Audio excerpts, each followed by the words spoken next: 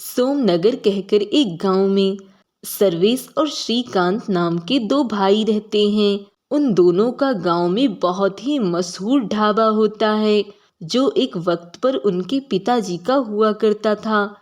लेकिन पिताजी के देहांत के बाद वो दोनों ही उस ढाबे को संभालते थे। गुजरते वक्त के साथ बड़े भाई श्रीकांत के लालची मन में बुरे विचार आने लगते हैं।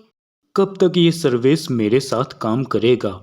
ढाबे से जितनी कमाई होती है आधी तो इसे ही देनी पड़ती है। नहीं, मुझे इसे यहाँ से निकालना ही होगा किसी भी हाल में, वरना ये यूं ही जी का जंजाल बनकर बैठा रहेगा। श्रीकांत को ढाबे पर सिर्फ अपना हक चाहिए था, इसलिए एक दिन वो अपने छोटे भाई को शराब पिलाता है और शराब के नशे में उससे प्रॉपर्टी के पेपर्स पर साइन करवाता है, जिसके बाद ढाबा और घर दोनों अब श्रीकांत के हो जाते हैं। वो सर्वेश को धक्के मारकर ढाबे से बाहर निकालता है। भैया, आप ऐसा कैसे कर सकते हैं? मैंने कभी सोचा नहीं था कि आप इतनी घिनौनी हरकत कर सकते हो। लोभी होकर आप इतने नीचे गिर गए। हाँ, गिर गया। अब ज्यादा भाषण मत दे और निकल यहाँ से, वरना मैं तुझे लात मारकर गांव से बाहर कर दूंगा। आपने मेरे साथ सही नहीं किया है भैया। सर्वेश सारा सामान लेकर वहां से चला जाता है और जंगल में इधर उधर भटकने लगता है। भूख लगने पर वो पेड़ से फल तोड़कर खा लेता है। भैया ने जो किया बहुत गलत किया। अब मैं क्या करूंगा? मैं कहाँ जाऊंगा? बाबूजी के जाने के बाद इस दुनिया में अगर मेरा कोई था तो वो सिर्फ श्रीकांत भैया थे, लेकिन आज उन्होंने मुझे धोखा दे दिया।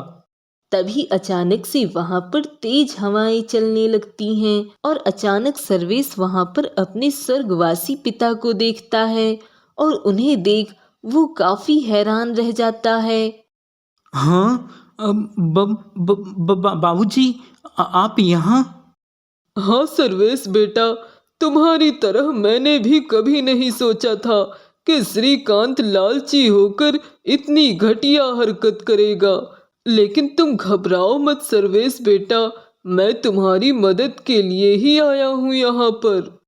इतना कहकर सर्वेश के स्वर्गवासी बाबूजी अपनी जादुई स्वर्गीय शक्तियों से एक जादुई बाल्टी प्रकट करते हैं और सर्वेश को दे देते हैं।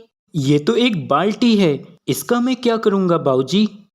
सर्वेश बेटा, ये एक जादुई बाल्टी है और ये तुम्हारी हर जगह मदद करेगी।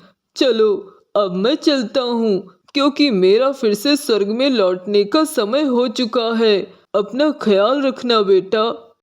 लेकिन बाबूजी। सर्वेश के बाबूजी वहां से गायब हो जाते हैं। अरे, बाबूजी तो चले गए। अब मैं इस बाल्टी का क्या करूं? कुछ समझ नहीं आ रहा। अब जब रहने को घर ही नहीं है तो इस बाल्टी का मैं क्या करूं? खैर, रख ही लेता हूं। बाबूजी ने दिया है तो कुछ सोच के ही दिया होगा। लेकिन अब मैं कहाँ जाऊं? क्या करूं? कुछ तो समझ नहीं आ रहा है। भगवान, मैंने कभी किसी का बुरा नहीं किया और ना ही कभी किसी से छल किया, तो ये मेरे साथ क्यों हो रहा है भगवान?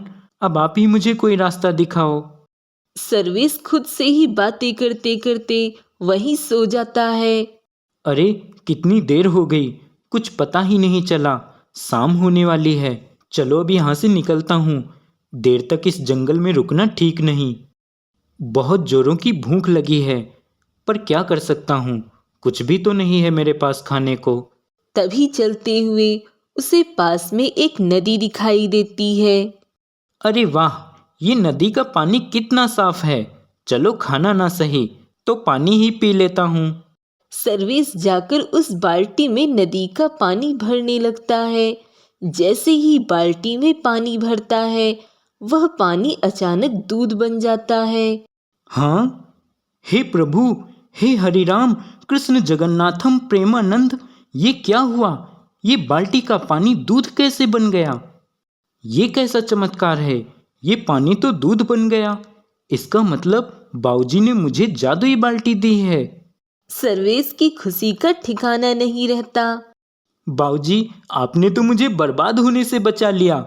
पता नहीं क्या पुण्य किए होंगे मैंने, जो आप जैसे पिता मुझे मिले। अब सर्वेश उस बाल्टी का सारा दूध दूसरे गांव में जाकर बेच देता है, जिससे उसे अच्छे पैसे मिल जाते हैं।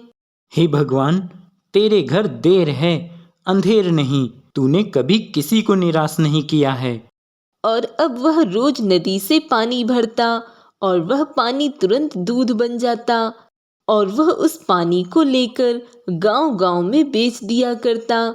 धीरे धीरे वह काफी धनवान हो जाता है और वह दूसरे गांव में अपना एक घर बनवा लेता है और एक बड़ी दूध की दुकान भी खोलता है, जहां बहुत ही कम पैसों में वह सभी को दूध बेचता और हर हफ्ते गांव के मंदिर के बाहर लोगों को खाना बांटता।